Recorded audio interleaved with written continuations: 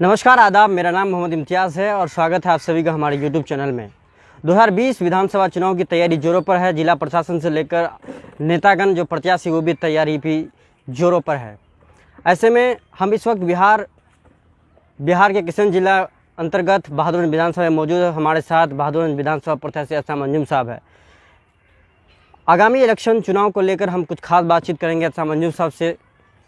तो चलिए शुरू करते हैं। पहला सवाल अहसान मंजूम साहब, पूरी जोर शोर सोशल मीडिया से लेकर हर तरफ चर्चाएं आम है और चर्चाएं जारी है। आपका भी पूरा दौरा सोरा जोरों पर चल रहा है, जिस तरह मीडिया में आ रही है। कैसा तैयारी चल रहा है? कैसे आप विधानसभा में किस पार्टी से आ रहे हैं? क्या कुछ तैयारी है? थोड़ा तफसील से बताएं। सबसे पहले तो आपका बहुत बहुत शुक्रिया। विधानसभा की तैयारी बिल्कुल जोरों पर है और तैयारी भी जोर शोर से कर रहे हैं और जगह जगह अपने क्षेत्र में लोगों से मिल रहे हैं, इलाके की समस्या को उठा रहे हैं, इलाके की बदहाली को प्रशासन तक पहुंचाने का काम कर रहे हैं और लोग साथ में जुड़ भी रहे हैं काफ़ी तादाद में।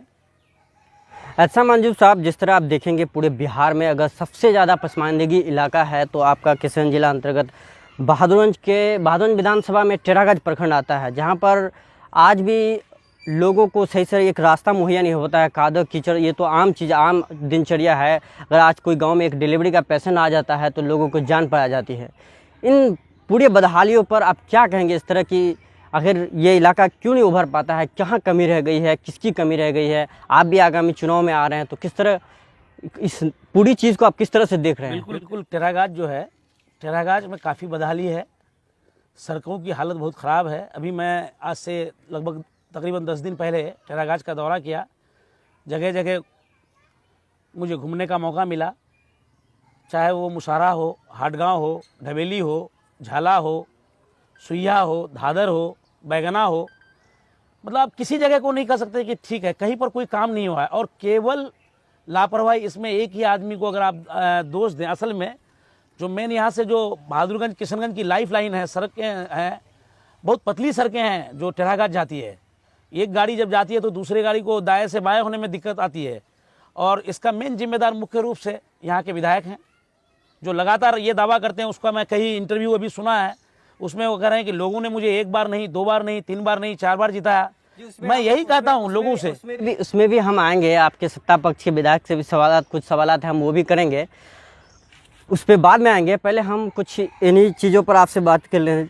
जिस तरह पूरे दिगर ममालिक में एक वबा कोरोना वायरस जो पूरी दुनिया में आज वैश्विक महामारी के तौर पर उभर कर आया है, उसका खास सबसे ज़्यादा असर हम लोग बिहार के प्रवासी मजदूर जो बाहर रहते थे, रोज़गार करते थे यहाँ, क्योंकि बिहार में तो ऐसा कुछ है नहीं जहाँ से हमारा सीमांचल इलाका और ख़ास तौर पर आपका ये इलाका बहादुरगंज, यहाँ से ज़्यादातर लोग जो है मजदूरी करने के लिए बाहर जाते हैं।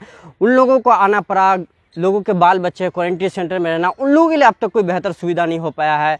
यहाँ के जनप्रतिनिधि हुआ या सत्ता पक्ष के लोग हैं, उन लोगों ने भी कोई खास, चाहे विधानसभा हो या कहीं पर भी किसी तरह का मुद्दा नहीं उठाया। इन सब चीज़ों को आप किस नज़रिए से? बिल्कुल प्रवासी मजदूर जो बाहर से आए, चूँकि यहाँ एक पलायन की समस्या बहुत अहम है, चूँकि हमारे यहाँ इंडस्ट्रीज नहीं है, काम नहीं है, बेरोजगारी है, गरीबी है, कमाने का जरिया नहीं है, बेरोजगारी है, गरीबी है। लोग बाहर रहते हैं, दिल्ली में रहते हैं, मुंबई में रहते हैं, लुधियाना में रहते हैं, बेंगलोर में रहते हैं, चेन्नई में रहते हैं, जगह जगह रहते हैं। और वहाँ से जब लोग आए, इस कोविड-19 महामारी जो पूरे विश्व में था, तो इसके बाद जब लोग आए बाहर से, यहाँ पर क्वारंटीन सेंटर में रखा गया, तो वहाँ से बहुत शिकायत हम लोगों के पास आना शुरू हुआ कि यहाँ खाने पीने का सही से नहीं मिल पा रहा है, कहीं पर चाय की समस्या है, कहीं कीट नहीं है, कहीं मच्छरदानी नहीं है, कहीं मच्छर बहुत है, गंदगी बहुत है। सब ये बुनियादी चीज जो है जब इन मुद्दों पर जब बिल्कुल मैं उसी बात पे आ रहा हूँ।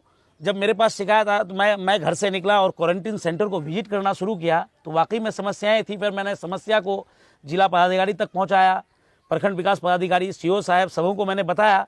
उसमें बहुत काम आसान हो पाया, बहुत काम हुआ। मेरे निकलने के बाद कुछ ही दिनों बाद मजबूरन फिर घर से विधायक को भी बाहर निकलना पड़ा। वो भी कुछ क्वारंटीन सेंटर में विजिट किए, लेकिन केवल खाना पूर्ति के लिए। उनको अवाम से कोई लेना देना नहीं है। बिल्कुल वो जानता है इस बात को कि मेरे पास कांग्रेस का टिकट है, लुटा हुआ धन है, गरीबों का पैसा है, उसको यही काम है। उसको जानता है कि कांग्रेस का टिकट पर लोग मुझे गाय गुरु का डर दिखाएंगे, भाजपा का डर दिखाएंगे। वो जानता है कि मुझे वोट लेना है इसी तरीके से। इन सब बातों को वो मद्देनजर रखते हुए अपना काम, उसको घर से निकलना, उसको तो मजबूरन आज घर से निकल रहे हैं। चूँकि कभी कभी सत्ता पक्ष के लिए विपक्ष का मजबूत होना बहुत जरूरी है। आज से कुछ दिन पहले बहादुरगंज में कोई विपक्ष का रोल नहीं करते थे। लोकतंत्र का यही खूबसूरत है कि जब तक विपक्ष मजबूत नहीं होगा तो सत्ता पक्ष बिल्कुल। तो मैंने विपक्ष के रोल में मैंने यही किया। मैंने क्या किया कि जो यहाँ की बदहाली है, जो यहाँ की जन समस्या है, मूलभूत समस्या है, उन बातों को उजागर किया। जब उन बातों को मैंने उजागर किया तो आज मैंने कुछ दिन पहले एक वीडियो में मेरे किसी दोस्त ने मुझे भेजा। नहीं देखिए अहसाम साहब, मैं एक सवाल पे आऊंगा कि सत्ता पक्ष अभी जो मौजूदा कांग्रेस के विधायक है तौसीफ आलम साहब, उनका एक वीडियो में देख रहा था, उनपे उन्होंने कहा कि जनता मेरे से है, मैं जनता से नहीं हूँ। तो आप ये कैसे कह सकते हैं कि आपके इस पर वो क्या कहते हैं कि मजबूर हुआ? अब आप देख लीजिए, जनता मेरे से है, ये अहंकार वाली भाषा। ये बताइए, यही तो जवाब देना है जनता को। जनता मेरे से है। आपने जनता के लिए क्या किया है? केवल लूट खसोट, धन इकट्ठा करना। आपको एक ही बात से आप एक ही भ्रम में जी रहे हैं कि मुझे भाजपा का डर दिखा करके वोट लेना है, और यहाँ के लोग दे भी देते हैं। नो डाउट कहना है कि 4 बार से वो तो कहीं बिहार में सुन लिया जाए। नहीं, वो भी अगर 4 बार कहीं ना कहीं जीत रहे तो कहीं ना कहीं जनता भी उनके साथ जरूर है। मैं यही कह रहा हूँ, पहला चुनाव जब जीते विधायक जी, अभी विधायक जी का मैं कोई इंटरव्यू सुन रहा था, वो व्यक्तिगत हमला कर रहे थे। वो कह रहे थे कि कांग्रेस को जिसने वोट नहीं दिया वो असामाजिक तत्व है। मैं उनको कहना चाहता हूँ, जब चुनाव हुआ, ये तो लोकतंत्र है, सबको अपना अपना अधिकार है, वो जिसको नहीं ऐसे कैसे कह देगा कि जो अधिकार है वो असामाजिक, जो उसको वोट नहीं दे वो असामाजिक तंत्र है। मैं उसको विधायक जी को कहना चाहता हूँ, जब 2009 का चुनाव हुआ, हजरत मौलाना असराउल हक साहब कैंडिडेट थे, तब उन्होंने विरोध किया, अशरफ महमूद को वोट देने का काम किया, उसके लिए वोट मांगने का काम किया। फिर 2014 में जब इलेक्शन हुआ, डॉक्टर दिलीप कुमार जायसवाल जी के लिए काम करने का काम किया, और जब उनकी बारी आती है तो कहता है कांग्रेस को वोट दीजिए। मैं तो बीजेपी को रोकने के लिए कुछ भी कर दूंगा, बीजेपी को एक सीट जीतने नहीं दूंगा। वो यहाँ के लोगों का नब्ज को पकड़ चुका है, वो समझता है कि इस बात को। लेकिन यहाँ की जनता, यहाँ के नौजवान बिल्कुल पूरी तरीके से जागरूक हो गए हैं, और उनका सारा हथकंडा इस बार फेल हो जाएगा। और जब आप विधायक से बात करेंगे, आप जाइएगा विधायक से इंटरव्यू कीजिए, वो कभी विकास के बारे में बात नहीं करेंगे, वो कभी डेवलपमेंट को इशू नहीं बनाएंगे, कभी शिक्षा पर बात नहीं करेंगे, कभी स्वास्थ्य पर बात नहीं करेंगे, कभी आपने देखा होगा लगभग 16 साल से वो एमएलए हैं, वो कितने बार ऊर्जा मंत्री से मिला है, कितने बार मुख्यमंत्री से मिला है, कितने बार हेल्थ मिनिस्टर से मिला है, कितने बार इलाके के समस्या को लेकर के जिला पदाधिकारी महोदय से मिले हैं, कितने बार एसपी साहब से मिले हैं। आज डेली आए दिन मोटरसाइकिल चोरी की घटना हो रही है, उस पर आपने कितने बार आवाज उठाया। आज इस कोविड-19 को लेकर के जो महामारी है, लोग आज कॉन्वेंट स्कूल बंद है, कॉन्वेंट स्कूल, प्राइवेट स्कूल के जो शिक्षक वो परेशान हैं। उनकी तनख्वाह कितनी होती है? 6,000, 8,000, 10,000, यही तनख्वाह है। 3 महीना से उनका कोई हाल, उसका कोई खबर लेने वाला नहीं है। आप कहाँ पर हैं? जब वोट का टाइम आएगा तो आप नहीं तो बीजेपी जीत जाएगी, नहीं तो गाय का गोश्त बंद हो जाएगा, गुरु का गोश्त बंद हो जाएगा। केवल बीजेपी का भय दिखा करके, धन बल का इस्तेमाल करके उसको चुनाव जीतना है, यही उनका काम रह गया है। एहसाम साहब, बहादुरगंज विधानसभा हो या ठाकुरगंज विधानसभा हो और या कोचाधामन विधानसभा हो, इन तीनों में अगर आप कंपैरिजन करेंगे, यानी खासतौर पर अगर आप कोचाधामन से कंपैरिजन करेंगे, बहादुरगंज विधानसभा की जो प्रशासनिक लचर व्यवस्था है, यहाँ पर कोई भी प्राकृतिक आपदा होता है, किसी प्रकार की क्विक रिस्पांस प्रशासन की तरफ से नहीं मिल पाता है, लोगों को मदद नहीं मिलता है। कल ही की घटना है, लगभग एक दिन पहले एक ठनका गिरने से कोचाधामन में मौत हो जाता है, दूसरे दिन वहाँ के विधायक फौरन चेक दिलवाने का काम करता है। तो ये लचर व्यवस्था के बारे में कुछ बिल्कुल, इसके लिए 100% विधायक जिम्मेदार है। आज आप कोचाधामन विधायक को देख लीजिए, मास्टर मुजाहिद साहब को, वो किसी भी प्राकृतिक आपदा में, जो आप अभी बताया कि ठनका गिरने के बाद कल ही उसको 4 लाख का चेक मिल गया है, ताकि कोई रोड एक्सीडेंटल क्लेम हो, उसमें आज एक्सीडेंट हुआ, दूसरे दिन वो 4 लाख का चेक लेकर के घर पर पहुंच जाते हैं, जो आपके यहाँ देखने को नहीं मिलेगा सालों साल। मुझे याद है रहमानगंज में एक एक्सीडेंट हुआ था, एक आदमी तेगड़िया का था और एक आदमी गांगी का था। तेगड़िया कोचाधामन क्षेत्र में है, गांगी बहादुरगंज क्षेत्र में है। तेगड़िया वाले को 1 हफ्ता के अंदर 4 लाख का चेक मिला, और गांगी वाले को 1 साल बाद भी नहीं मिला। जब हम लोग खूब हल्ला गुल्ला किए इस पर कि आज तक क्यों नहीं मिला, तब जाकर के गांगी वाले को वो 4 लाख का चेक मिला प्रशासन के द्वारा। तो ये लापरवाही है हमारे यहाँ, चूंकि प्रतिनिधि सुस्त, इसी का नतीजा भुगतना पड़ता है यहाँ की जनता को। आज देख लीजिए, जब तक अगर रहबर बेहतर नहीं होता है तो आवाम किसी हालत में भी आपके इलाके की समस्या दुरुस्त नहीं हो पाएगा, व्यवस्था दुरुस्त। इसके लिए टोटल जिम्मेदार यहाँ के प्रतिनिधि जनाब तौसीफ आलम साहब जिम्मेदार हैं। बहादुरगंज के विधानसभा अंतर्गत ये टेरागाछ का एक जो सबसे वहाँ की बिजली का जो प्रॉब्लम है, समस्या है, आए दिन वहाँ पर बिजली गायब रहती है। क्या इस पर कोई बात नहीं करने वाला है? कोई सवाल? बिजली को लेकर के तो टेरागाछ की हालत ये है कि बिजली जाती है ये न्यूज़ नहीं है, जब बिजली आती है ये खबर बनती है कि बिजली आ गई है। एक बात। दूसरी बात, अभी ढबेली से 10 नंबर वार्ड से तहजीब भाई हमको फ़ोन करके बताया है कि मेरे यहाँ एक ट्रांसफार्मर है और 3 गाँव को उससे बिजली मिलती है, जिसके वजह से लो वोल्टेज का प्रॉब्लम है। इसके लिए मैंने एसडीओ से बात किया, जेई से मुझे आश्वासन दिया गया है कि 1 हफ्ता के अंदर मैं वहाँ पर अलग एक ट्रांसफार्मर लगाऊंगा और बिजली की हालत को दुरुस्त करूंगा। और सबसे बड़ी समस्या वहाँ ये है कि टेरागाज को बिजली अररिया से मिलती है। इसके लिए कि यहाँ के स्थानीय विधायक ने कितने बार आवाज़ उठाया कि इस बिजली को हमारे किशनगंज से जोड़ा जाए, अररिया से ना हो। ये सबसे बड़ी समस्या है। और चुनाव के टाइम में ही सबको टेरागाज याद आना शुरू हो जाता है। और आज जो तौसीफ साहब एमएलए है, टेरागाज वालों का देन है उन पर। टेरागाज वालों ने ही उनको सबसे ज़्यादा वोट देकर के चुनाव जिताया। मेरे यहाँ तो कंटेस्ट में था, बराबरी पर था, लेकिन वहाँ के लोग उनको ज़्यादा मत दे करके एमएलए बनाने का काम किया। और टेरागाज के लोगों की वही भूल बैठे हैं वो। और जब उस पर कोई सवाल उठाता है तो बोलता है ये गुंडा लोग है और सामाजिक है, जबकि उनके इतिहास पे, विधायक जी के इतिहास पे जाएंगे तो उनका जेल से चुनाव जीतने का रिकॉर्ड है। ऐसा नहीं, वो खुद सुरक्षा आदमी है।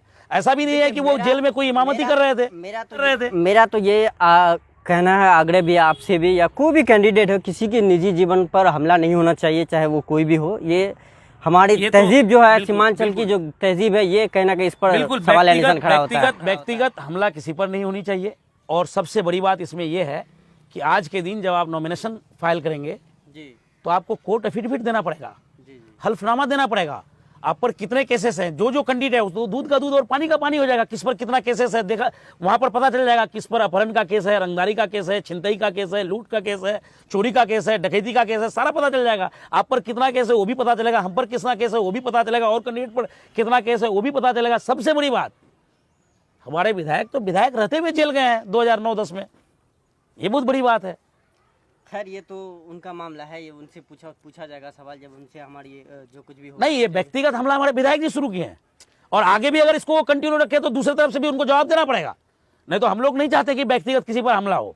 जी जी जी, क्योंकि वो हमारे विधायक है, 4 बार से लोगों का उसको प्यार मिल रहा है, उसको समझने की जरूरत है। देखिए हम विपक्ष में हैं, नहीं बड़ाई पर पर्दा डालना चाहिए। हम विपक्ष में हैं, मेरा काम है यहाँ की बदहाली को उजागर करना। जी जी, आप सत्ता पक्ष में आपने क्या क्या किया है उसको आप बताइए, जनता के सामने रखिए कि मैंने ये किया, मैंने वो किया, मैंने फलाना किया। आज देखिए कुचाधामन में आपने पथ निर्माण विभाग से अगर पूरे विधानसभा क्षेत्र में 1 किलोमीटर सड़क का भी कहीं काम किया हो तो बताइए। वहीं पर 5 साल के अंदर मुजाहिद साहब ने पथ निर्माण विभाग से 73 किलोमीटर सड़क का काम कर चुके हैं अब तक। वहाँ पुल निगम से 4 पुल बन चुका है अब तक बड़ा। मौलाना असरारुल हक कासमी साहब रहमतुल्लाह अलैह DB50 रोड का जो नाम रखा गया है, उस रोड पर 50 पुल बन रहा है और 50 पुल छोटा मोटा पुल अलग अलग जगह पे बन रहा है कुचाधामन के अंदर। और आप 20 पुल ला करके अपने विधानसभा क्षेत्र में कह रहे हैं कि सबसे ज्यादा विकास मेरे यहाँ हुआ है। सबसे ज्यादा अगर विकास हुआ है कुचाधामन में और सबसे कम विकास हुआ है किशनगंज जिला में, बहादुरगंज में। और किशनगंज लोकसभा के अंदर अगर देखें तो 2 ही जगह, अमोर बैसा और बहादुरगंज, 2 जगह विकास के नाम पर केवल लोगों की आंख में धूल झोंकने का काम कर रहा है दोनों ही विधायक। कहीं ना कहीं जनप्रतिनिधि की कमी है, ये बात आप एकदम कमी है। और किसकी कमी है? जनता को समझने की जरूरत है। सही लोगों का चुनाव करें, ये नहीं कि मैं ही हूं। जनता को जो सही लगे सही फैसला लेना चाहिए। ऐसे लोगों को आप देखें एक चीज, अभी आप लोग एक अभी वीडियो वायरल हुआ था आज से कई दिन पहले सोशल साइट्स में, फेसबुक में, मैंने भी देखा। विधायक जी तो खुद हेलीकॉप्टर में, चॉपर से बारात जाते हैं और यहाँ की जनता ट्रैक्टर से बारात जा रहा है। ये हैरानी की बात है, ये सोचने वाली बात है। आज के दिन में जहाँ डिजिटल इंडिया की बात हो रही है, न जाने क्या क्या बात हो रही है। इस जमाने में डोहर पंचायत के 10 नंबर वार्ड, वहां पर एक दूल्हा ट्रैक्टर से, शर्म आनी चाहिए विधायक जी को। और वो कह रहे हैं कि मेरा किसी दोस्त ने मुझे, उस दोस्त का नाम बताया, वो किस दोस्त ने दिया वो हेलीकॉप्टर करके। हेलीकॉप्टर से जो आप बारात गए उसका बताइए कौन दोस्त आपका दिया। आप कह रहे हैं मेरा एक दोस्त दिया। तो आपके इलाके में ट्रैक्टर से, ये तो आपके लिए शर्म की बात है, डूब मरना चाहिए आपको। उनका क्या है वो तो उनसे पूछा जाएगा बाद में। आप चुनाव में आ रहे हैं, हमारी तरफ से भी आपको शुभकामनाएं हैं। हमारा अगला सवाल ये है कि ठीक है, आप विधानसभा में आ रहे हैं, हम उम्मीद करते हैं कि आप आवाम की उम्मीदों पर खड़े उतरेंगे। तो हम चाहेंगे कि आप अपना कुछ ड्रीम प्रोजेक्ट, आप चुनाव में आने का जो आपका ड्रीम प्रोजेक्ट है, क्या क्या होंगे, किस तरह से, क्या आपने कुछ सोच के ही चुनाव में आने का फैसला लिया होगा? देखिए, अगर जनता ने मौका दिया तो सबसे पहले मटियारी घाट और निसंद्रा घाट में पुल की ज़रूरत है ताकि लोगों की आवाजाही आसानी से हो सके, ट्रांसपोर्टिंग सिस्टम ठीक हो सके। जी जी। और टेरागाज में एक बेहतर अस्पताल बने, अच्छा कॉलेज हो, बहादुरगंज ठाकुरगंज अनुमंडल बने और सुरजापुरी बिरादरी को आरक्षण में लिया जाए। एहसाम साहब, किशनगंज, मैं भी किशनगंज से आता हूँ, ठाकुर विधानसभा भी मेरा घर है। जिस तरह से ये इलाका पसमानदगी है, पूरे किशनगंज लोकसभा की बात करते हैं, यहाँ के जब अब तक जितने भी रहनुमा आए सभी ने ठगने का काम किया इस इलाके को। तो कहीं ना कहीं आप लोग भी मतलब राजनीति में आ गए हो हल्ला में, बस फिर आप सत्ता अगर आपको मिल जाता है तो बस वही लॉलीपॉप थमाते गए औरों की तरह। ये सब चीज़ कहीं अगर जरा सा भी कोई नेता ईमानदारी से अगर इलाके के लिए कुछ बेहतर कर दे तो मुझे नहीं लगता है कि ये इलाका पसमानदगी रहेगा। यही बात तो है, यही बात मैं कहना चाह रहा हूँ कि लोकतंत्र की खूबसूरती है बदलाव, और जब आदमी कोई ठगने का काम करता है तो बदलाव वहाँ बहुत ज़रूरी हो जाता है। अगर मौका देगा तो कोई परमानेंट एमएलए एमपी नहीं बन जाता है, फिर 5 साल के बाद जनता के पास मौका होगा। जी, खुदा भी इस कौम की हालत तब तक नहीं बदलती है जब तक वहाँ के लोग खुद नहीं बदल जाता है। तो ये थे हमारे साथ एहसान मंजूम साहब, जिन पे राजनीति के मुद्दे पर काफ़ी चर्चाएं चली। आगामी चुनाव लड़ना है सर, आगामी विधानसभा प्रत्याशी चुनाव लड़ेंगे, हमारी तरफ से काफ़ी शुभकामनाएं हैं आपको, और बहुत बहुत शुक्रिया आपने हमें टाइम दिया, हमसे बातचीत की। बहुत बहुत शुक्रिया।